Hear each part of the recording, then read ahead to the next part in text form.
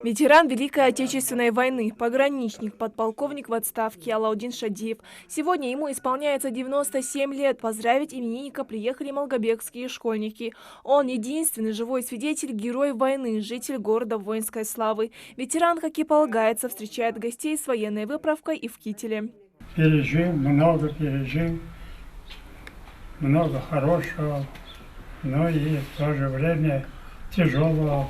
Перед тяжелым не надо поклоняться, а надо преодолевать, думать об все, как это сделать лучше. Несмотря на возраст, дедушка до мелочей помнит весь свой военный путь и охотно делится воспоминаниями со школьниками. Подрастающему поколению ветеран дает наставление учиться достойно переносить все тяготы, быть отважными и мудрыми, ведь сегодняшний день не прощает ошибок, каждый шаг должен быть обдуманным.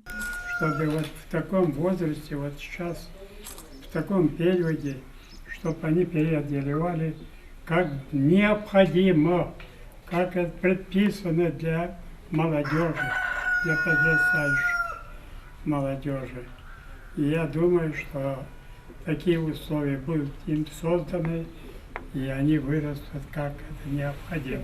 У гостей сегодня важная миссия – еще раз поблагодарить защитника Отечества за победу и мирное небо, подаренное им. О значимости Дня Великой Победы и какой ценой она была добыта, школьники решили напомнить и водителям, которым раздали ленты Победы. У нас наступающий праздник великий, потому что наш город сам город воинской славы. И мы решили выйти в наш город и раздать георгиевскую ленточку в честь преддверия нашего праздника 9 мая.